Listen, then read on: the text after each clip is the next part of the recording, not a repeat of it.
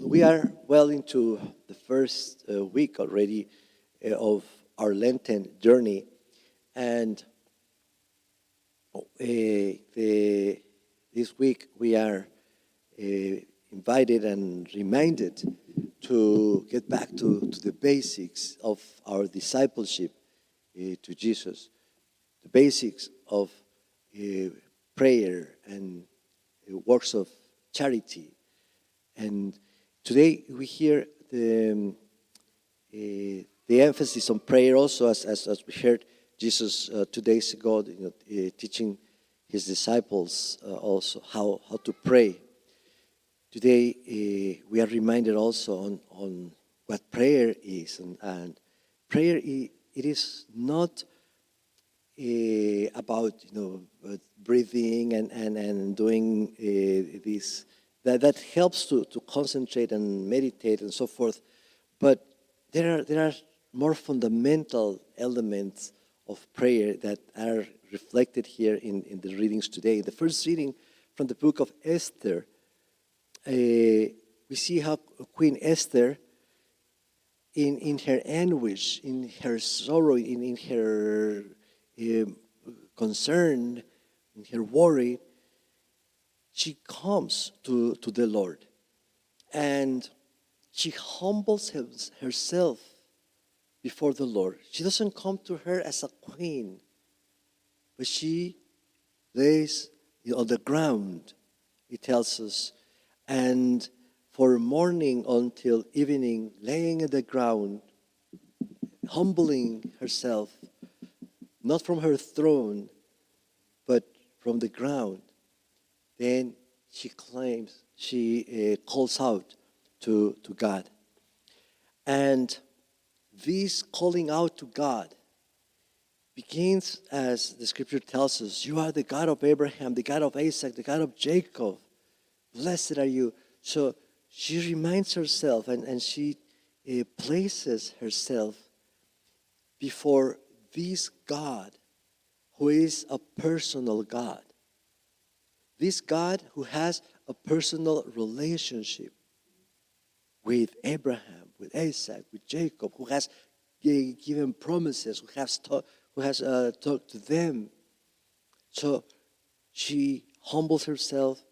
She reminds herself that God is a personal God, and this is important, especially in nowadays.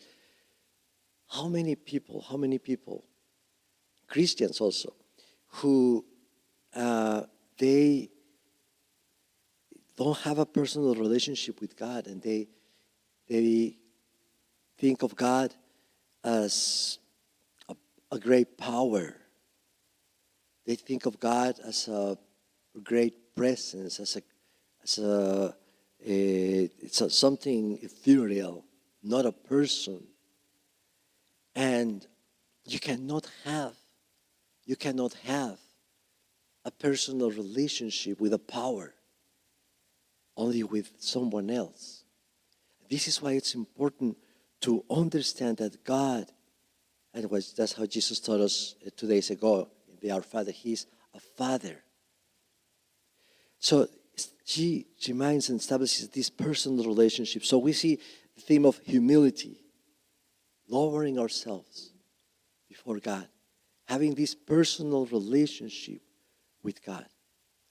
And in the gospel also beautifully, this passage of Matthew where Jesus is talking to his disciples on also essentially the practice of prayer. Ask. Prayer is asking God, is having a conversation with God.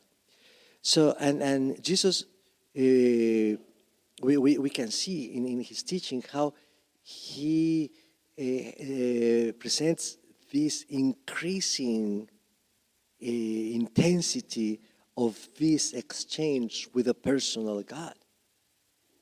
Ask, knock, seek. So those are different moments how the intensity of the prayer also eh, eh, grows and grows the more that we practice. And then lastly, Jesus reminds us that when we ask, when we seek, when we knock, when we have this prayer, he says, and then lastly, trust. Trust. Trust that your Father will give you not what you ask, but what He knows is good for us. That is the dynamics of prayer.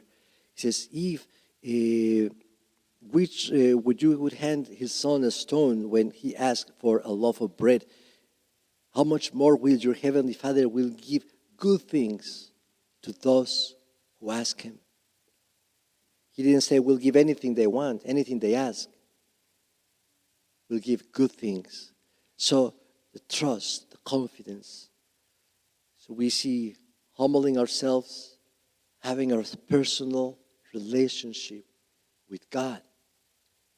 And then in our prayer, to intensify our prayer by asking, seeking, knocking, and at the end, trusting. Trusting. That is prayer for us. En este día, la liturgia de la palabra nos presenta esta hermosa lecturas que nos ayudan a reflexionar en la dinámica de la oración. La oración es una de las prácticas fundamentales de todo cristiano y que reforzamos especialmente durante la Cuaresma. La oración. A todas las personas que se anotaron en el reto de oración de la Cuaresma, hoy les envié en la mañana el mensajito para reflexionar en qué es la oración, por qué la oración, cómo, etcétera. Entonces, las lecturas de hoy, toda esta semana nos están invitando precisamente a reforzar la oración. Hoy es un día, todos los jueves, de adoración eucarística aquí en Santa Rosa, en el que mucha gente, ¿verdad?, viene a orar delante del Señor. Entonces, las lecturas de hoy nos invitan a reflexionar en eso y recordar, para los que ya lo sabemos, pero o entender para los que no lo saben, cuál es la dinámica de la oración. Porque podemos caer en errores tremendos en la oración que pueden lastimar tanto nuestra fe o la fe de alguien. ¿Cuántos de nosotros no conocemos personas que han dejado a Dios porque no respondió su oración? Que se han alejado de la iglesia porque Dios no respondió a sus oraciones. ¿Sí o no hemos escuchado personas así? ¿Por qué? Porque cuando oramos mal, arriesgamos nuestra relación con Dios. Entonces, hoy escuchamos en la primera lectura del libro de Esther, de la reina Esther, dice que ella llena de angustia. En ese momento de angustia, ¿cuántos de nosotros hemos pasado momentos de angustia y pasaremos más? Nadie está exento de esos momentos. Entonces, y nos dice también el salmista, en la angustia, Señor, clamo a ti, elevo a ti mi clamor. Entonces, en la angustia es cuando más clamamos al Señor. Desafortunadamente también debemos clamar a Él en las alegrías, debemos clamar a Él en la esperanza, debemos clamar a Él en todo momento, orar. Pero en la angustia es cuando más oramos, ¿no? Entonces la reina Esther en la angustia nos dice que de su angustia recurrió ¿a quién? Al Señor. Ella como reina pudo haber recurrido a tantas cosas, tantos recursos que tenía como reina, recurrió al Señor.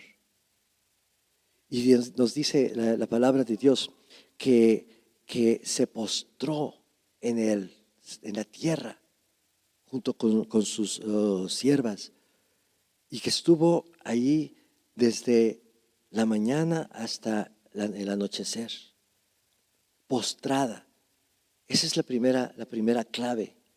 Cuando venimos a orar a Dios, debemos de humillarnos, postrarnos, no necesariamente literalmente, ¿verdad? Hay gente que literalmente viene y se tira aquí enfrente del altar. Eso pues es muy personal, pero no quiere decir que todos debemos de tirarnos panza a tierra postrándonos, los que quieran y puedan, eso es cosa personal, pero la reina se postra en señal de humildad. Ella no clamó a Dios desde su trono, clamó a Dios desde el piso, desde la tierra.